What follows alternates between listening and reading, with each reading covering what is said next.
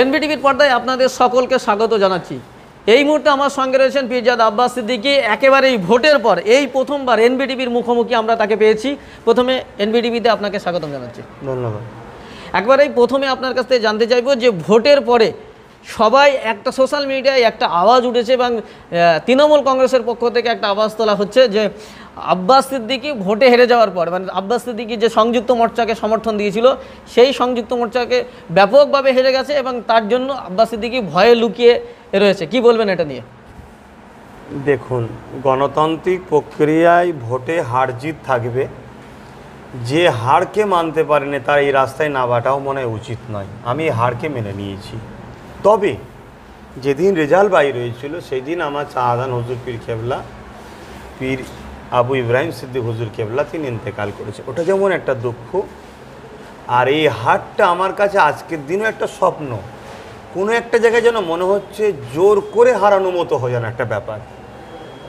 সেই জায়গাতে আমার বড় চিন্তা, মানে কি হয়েছিল ব্যাপারটা একটু চিন্তা করছিলাম এবং একটা দুঃখ লেগেছিল। কেন যে মানুষগুলো আমাকে ভালোবাসে বা আমার কথা শুনে ছুটে এসেছিল, বেছে বেছে অন্যজনের উপর অত্যাচার হয়েছে, বেছে বেছে তাদের উপরে যে অত্যাচারটা প্রথম দিন থেকে চলে আসছে খবরটা আমি পেয়েছিলাম, আমাকে বড্ড আঘাত দিয়েছিল, কষ্ট দিয়েছিল। এবং সেই মানুষগুলো আমাকে ভোট দেওয়ার জন্যেই, আমার কথা শোনার জন্য আমাকে ভোট দেওয়া, মানে আমি যাকে সাপোর্ট করেছি। আর এই সাপোর্ট করাটা হচ্ছে আমার গণতান্ত্রিক অধিকার। আমি সংযুক্ত মোর্চার কোনো পদে নাই, আইএসএফেরও কোনো পদে নাই, কিন্তু তারপরে আমি সাপোর্ট তো করতে পারি কাউকে। এটা আমার গণতান্ত্রিক অধিকার। আমি একজন ভোটার, তাহলে সেই জায়গাতে আমি একটু দুদিন পরে আমি বিবৃতি দিয়েছিলাম, দুটো দিন আমি চুপ ছিলাম।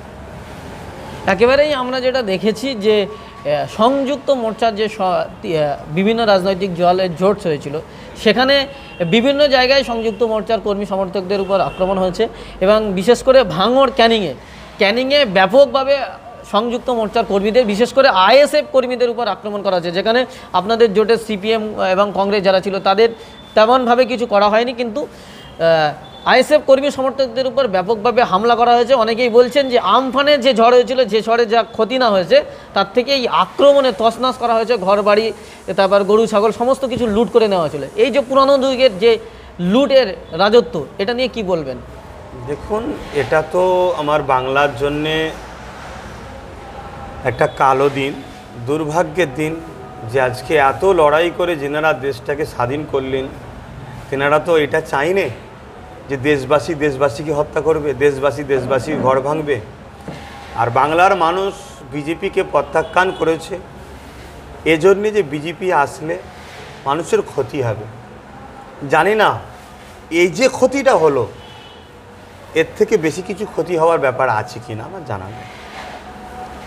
তবে একটা কথা আপনি যে বলেন, বিশেষ করে আইএসএফ, অ্যাকচুয়ালি আইএসএফ নয়, বিশেষ করে ওই এলাকায় যারা আমাকে ভালোবাসে তাদের উপর অত্যাচারটা বেশি হচ্ছে সব জায়গাতে।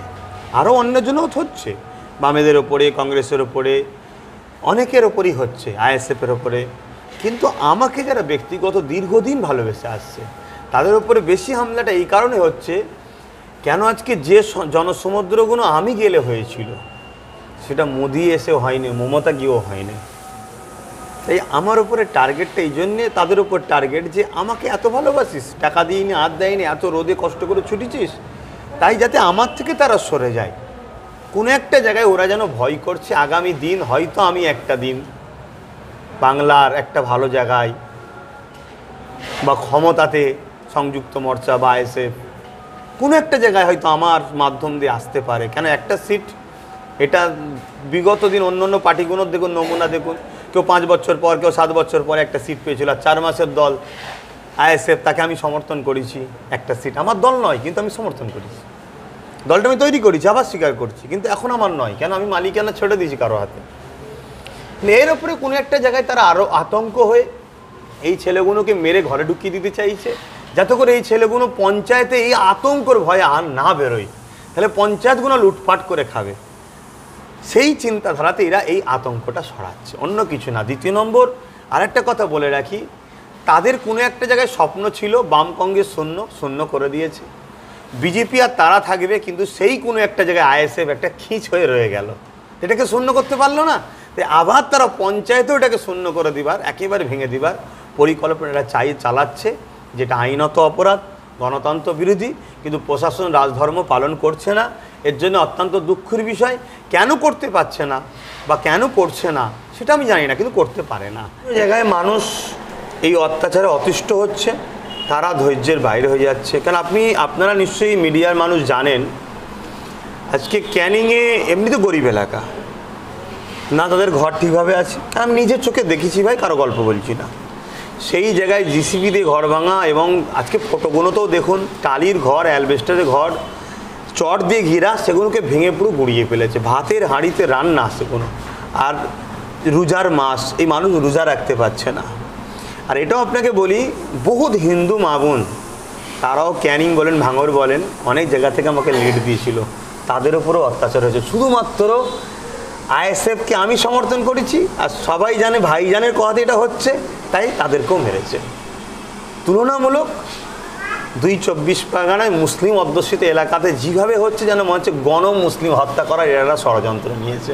এটা কার ইশারায় হচ্ছে, কিভাবে হচ্ছে, কিন্তু এটা বুঝতে আর বাকি নেই মানুষ। কিন্তু আইএসএফ কর্মীদের উপরেও অভিযোগ উঠেছে যে ভাঙড়ের বিভিন্ন জায়গায় তারা ভাঙড় যেহেতু আইএসএফ জিতেছে, তারাও বিভিন্ন জায়গায় হামলা চালিয়েছে, ভাঙড়ি লুটপাট করেছে। কি বলবেন এটা? দেখুন, সবচেয়ে বড় কথা হচ্ছে ভাঙড়ে আইএসএফের যারা কর্মী আছে, এটা আইএসএফের নেতৃত্বরা বলতে পারবে। ব্যক্তিগত আইএসএফ বলতে সে আমাকে এখন বুঝাচ্ছে, তো তাই আমি উত্তরটা দিচ্ছি। তারা বেশিরভাগই সব ঘর ছাড়া, তারা আতঙ্কে ঘর ছাড়া। তাদেরকে বোম নিয়ে, বন্দুক নিয়ে কুপিয়ে কুপিয়ে মেরে দিল। একজন এতে গিয়ে কি বলে কোমাতে পড়ে আছে, এত মার মেরেছে, তারা আবার মারতে যাচ্ছে। দেখুন, এটা শুধুমাত্র চাপিয়ে দেওয়া। এরকমও খবর শুনুন, মারতে মারতে মারতে মারতে ফিট হয়ে গেছে, তার হাতে বন্দুক দিয়ে ফটো তুলে বলছে কেন গুলি করতে এসেছিলিস বল। এগুলো সব সাজানো নাটক চলছে। কিন্তু দুঃখের বিষয়, এখন একটা কথা শুধু আমি জিজ্ঞেস করব আপনাদের প্রেস বন্ধুদের মাধ্যমে বাংলার জনগণের কাছে, ভোট প্রক্রিয়ায় বিরোধী দল করা এটা ভারতের সংবিধানে চলবে না চলবে না? যদি চলে তাহলে যারা আইএসএফ করেছে বা বাম, কংগ্রেস বা বিজেপি বা কোনো দল করেছে বা টিএমসিও করেছে, কারো তো অপরাধ নয়। তাহলে হার জিতের পরে এই মারপিটটা, এটা কোন গণতন্ত্রে এটা বৈধ হচ্ছে? তাহলে যারা এই কাজ করেছে, তাহলে এদের শাস্তি হওয়া দরকার আছে না না? বাস এতটুকু জানতে চাইছি। ভোটে যে মানে আইএসএফ একটি আসনে জয়লাভ করেছে, আপনার তৈরি করা দল, এতে আপনি কতটা খুশি? দেখুন, আমি তৈরি করেছি শুধুমাত্র পিছিয়ে পড়া মানুষের কণ্ঠর জন্যে। অর্থাৎ আমার টার্গেট ছিল পিছিয়ে পড়া মানুষের মুখে হাসি ফোটাবো।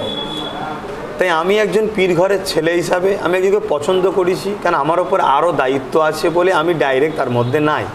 কিন্তু আমি বলেছি আমার সমর্থন আপনাদের উপর থাকবে যদি আপনারা এই কাজগুলো করেন। কি কাজ? সংবিধানের মৌলিক অধিকার মানুষকে দিতে হবে, গরিবদের মুখে হাসি ফোটাতে হবে। সে গরিব হিন্দু হতে পারে, দলিত হতে পারে, আদিবাসী হতে পারে, ইমাম হতে পারে, মৌলানা হতে পারে, ব্রাহ্মণ হতে পারে, যেই হোক, আমার পশ্চিমবাংলার নাগরিক, আমার ভারতীয় তারা। তাহলে সেই জায়গায় আজকে একটা সিট ভাঙড় থেকে দিয়েছে, ভাঙড়বাসীকে আমি কৃতজ্ঞ জানিয়েছি, আবার ধন্যবাদ জানাচ্ছি, মুবারকবাদ জানাচ্ছি।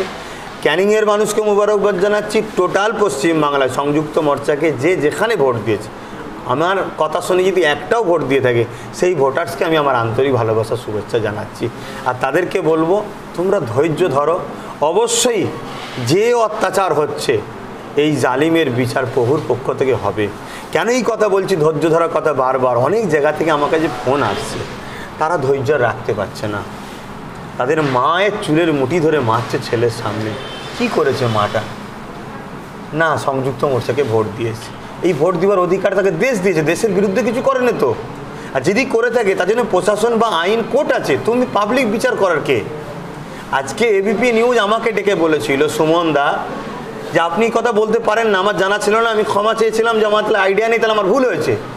কিন্তু আজকে সেই সুমন দা তো কই, এবং তার টিমের লোকে তো ডেকে তো বলছে না যে কেউ প্রকাশ্য পুড়ি দিয়ে বলছে, কেউ মারে বলছে, এগুলো কেন হচ্ছে? কই করছে না। এটা তো দুর্ভাগ্য। মানে কমজোরকে টিপে ধরো, কমজোরকে মেরে দাও, এটা হচ্ছে ভারতের বর্তমান একটা কালচারে চলে এসছে। সেই কমজোরগুলোকে বাঁচাবার জন্য আমি নেমেছি, কিন্তু দুর্ভাগ্যের বিষয় আমি জিততে পারিনি। কিন্তু এই নাভার রাস্তা যে গম যুদ্ধের হয়ে কথা বলা, আমি অবশ্যই বলে যাব। যদি আমার দেশ বলে আপনার বলার অপরাধ আছে, সংবিধান যদি বলে, তাহলে আমি বলবো না। কিন্তু সংবিধান যখন বলবে বলা যাবে, আমি বলবো। আপনি একেবারেই রাজনৈতিক ময়দানে বক্তব্য দিতে দিতে বলেছিলেন 100 ছাগলের থেকে একজন সিংহের বাচ্চা, একজন বাঘের বাচ্চা যথেষ্ট। এখন সেখানে আমরা দেখছি একদিকে বিধানসভায় একদিকে 214টি আসন নিয়ে তৃণমূল কংগ্রেস ক্ষমতায় এসছে, অন্যদিকে বিজেপি রয়েছে 77টি আসনে, সেখানে মাত্র আইএসএফ অর্থাৎ সংযুক্ত মোর্চার একটি মাত্র এমএলএ। আপনার কতটা বিশ্বাস রয়েছে যে বাঘের মতো লড়াই করতে পারবে? আমি যে কথা বলেছি, আশা করছি সংযুক্ত মোর্চা আমার কথা, আইএসএফ আমার কথা শুনবে। আমি বলেই দিয়েছিলাম যারা টিকিট নিচ্ছ তোমাদেরকে এই কাজ করতে হবে। ভাঙড়ের দাবি ছিল হসপিটাল, ভাঙড়ের মানুষের শিক্ষা, ভাঙড়ের রাস্তাঘাট। আইএসএফের পক্ষ থেকে এবং সংযুক্ত মোর্চা থেকে যে একটা এমএলএ হয়েছে, আশা করছি সে আমার কথাটাকে রাখবে, কারণ ওটা আমার দাবি। আমার সে ভাই হয় না হয় ওটা আত্মীয়র জায়গায়, কিন্তু আমি যে জন্যে সাপোর্ট করেছিলাম, আশা করছি সে কাজ সে পালন করবে। একেবারেই আপনার কাছে একেবারে শেষের দিকে এসেছি, একটা প্রশ্ন করব যে বিধায়ক শওকত মোল্লা, ক্যানিং পূর্বের বিধায়ক শওকত মোল্লার একটি অডিও রেকর্ড ভাইরাল হয়েছে। সেখানে দেখা যাচ্ছে যে আইএসএফ কর্মীকে সরাসরি ফোন করে হত্যার হুমকি দিচ্ছে একজন বিধায়ক। না, ওর বিষয়ে বলবো না, কেন ওর বিষয়ে বিচার আমি আল্লাহর কাছে দিয়েছি। আমি শুধু নয়, বাংলার কোটি কোটি মা বিচার দিয়েছে। আমি আজকে সন্ধেবেলা তো ইফতার সময় হাত তুলে আল্লাহর কাছে বিচার দিয়েছি, নামাজ পড়েও বিচার দিয়েছি। কেন বিচার দিয়েছি? একটাই কারণে, রোজাদারগুলোকে দেখে দেখেও মারছে।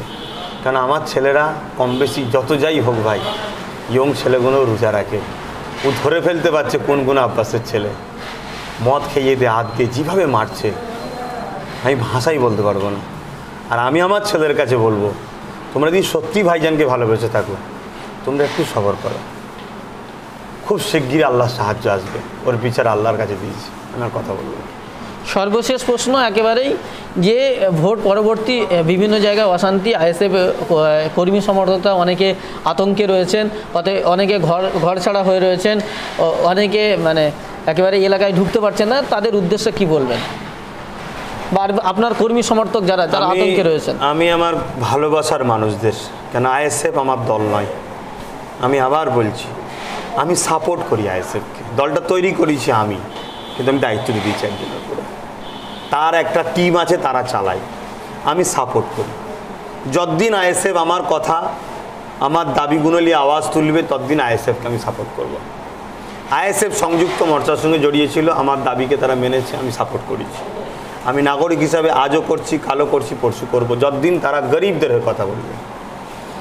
আমি আবার বলছি, যারা আমাকে ভালোবাসেন তাদের ঘরে বলবো একটাই কথা, যে জুলুম অত্যাচারটা হচ্ছে, এটা রাজনীতির ইতিহাসে, গণতান্ত্রিক রাজনীতিতে এর থেকে বড় দুঃখজনক কালো দিন আর হতে পারে না।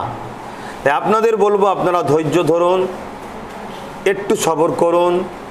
করোনা মহামারী চলছে, বিভিন্ন জায়গা থেকে বলছে আমরা রোড অবরোধ করবো, নামবো। আমি অনুরোধ করছি, আপনারা রোড অবরোধ করবেন না, ভিড় করবেন না, নামবেন না। আর সাধারণ মানুষদেরকে বলবো, যারা টিএমসিকেও ভোট দিয়েছেন তেনাদেরও বলবো, অন্য কোনো দলকে যে ভোট দিয়েছেন বলবো, একদল লোক বসে বসে মার খাচ্ছে, তারা তো মরে যাবে। তারা আপনাদের জীবন বাঁচাবার জন্য, করোনা যাতে না মারে, মহামারী যাতে ছড়িয়ে না যায়, তারা কিন্তু চুপচাপ বসে মার খেয়ে যাচ্ছে। আমার কথা শুনে, কেন নামলে, জমায়েত হলে, গ্যাদারিং হলে সোশ্যাল ডিস্টেন্সিং ভঙ্গ হবে, করোনা মহামারী বেড়ে যাবে। আপনাদের বাঁচাবার জন্য এখনও বসে আছে। আপনারা কমসে কম মানবতাকে বুদ্ধি দিয়ে, বিবেককে প্রশ্ন করে নিজ নিজ গ্রামে শান্তি বজায় রাখুন। আমি জানি প্রত্যেকটা টিএমসির লোক এই মারপিটকে পছন্দ করছে না। মুসলিম দাবিদাররা, শুধুমাত্র মুসলিম দাবিদাররা কেন মূর্খ।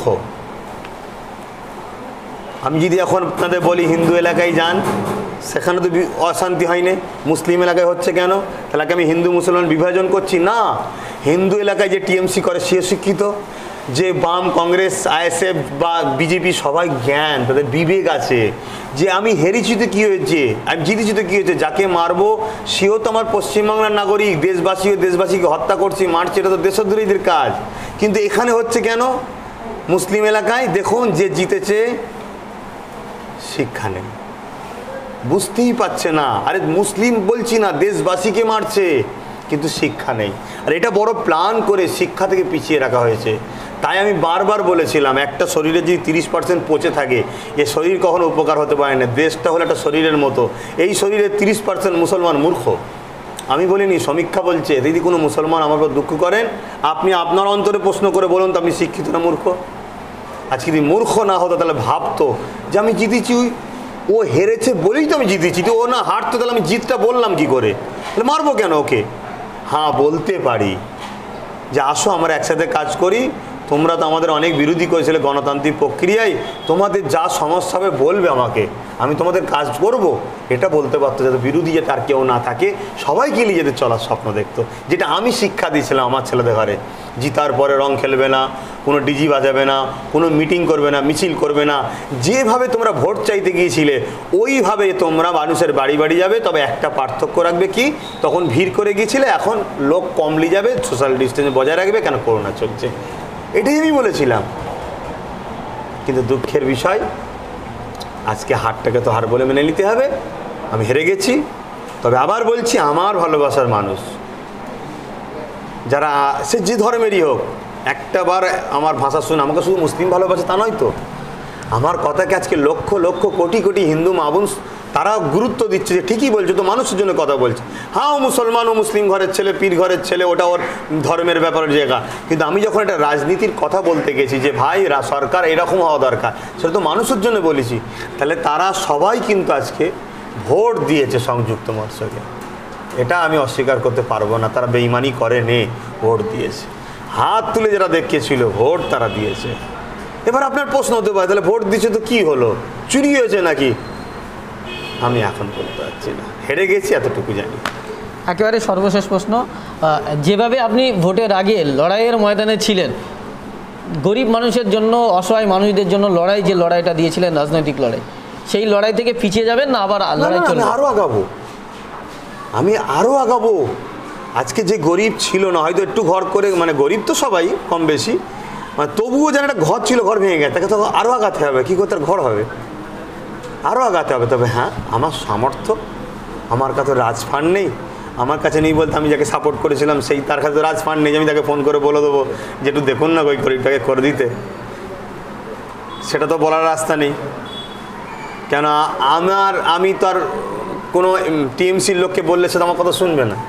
কেন স্বাভাবিক, টিএমসির লোক, আমি তো বললাম না, ব্যক্তিগতভাবে বিশেষ করে যেসব এলাকায় ঘর ভেঙেছে মুসলিম অধ্যুষিত এলাকায়, সেই এলাকায় যারা টিএমসি আছে তারা তো আমার জানের দুশ্মন হয়ে গেছে, আমাকে তারা জানে মারতে চাইছে। তবে কোনো একটা জায়গায় আমি আপনাকে এটাও শুনিয়ে রাখি, আজকে যেভাবে নিরীহ একচেটি 100-র মধ্যে 90টা মুসলিম বসে মার খাচ্ছে, কোনো একটা জায়গায় এতে কিছু ভালো মানুষেরও হাত আছে। কেন যে মারছে দুদিন আগে আমার ফুরফ্রেশে দেখা করে যাচ্ছে। এবার হয়তো বলবেন যে আপনি তো এতদিন কোনোদিন কিছু বলেন না, আজকে বলে ফেললেন কেন? মানুষের জীবন নিয়ে খেলা হচ্ছে। কতক্ষণ আমি বা ধৈর্য ধরে থাকবো, কতক্ষণ আমি বা চুপ করে থাকবো? তবে এ অন্যায় মেনে লিয়া যায় না, এর বিচার হবে। ধন্যবাদ। এতক্ষণ ধরে আমরা কথা বলছিলাম পীরজাদা আব্বাস সিদ্দিকীর সঙ্গে, যিনি এই ভোটের পরে প্রথম এনবিটিভির মুখোমুখি হয়েছেন, কোনো বিশেষ চ্যানেলের মুখোমুখি সাক্ষাৎকার দিয়েছেন, শুধুমাত্র এনবিটিভির পর্দায় আপনাদেরকে দেখিয়েছি যে ভোট পরবর্তী অবস্থানে কিভাবে রয়েছেন, কি করতে চাইছেন, ভবিষ্যৎ পরিকল্পনা কি রয়েছেন, সব এনবিটিভির পর্দায় আপনাদেরকে দেখালাম। এখন এই পর্যন্ত, পরবর্তী খবরের আপডেট পেতে আমাদের সঙ্গে থাকুন। সকল ভালো থাকবেন, সুস্থ থাকবেন, ধন্যবাদ।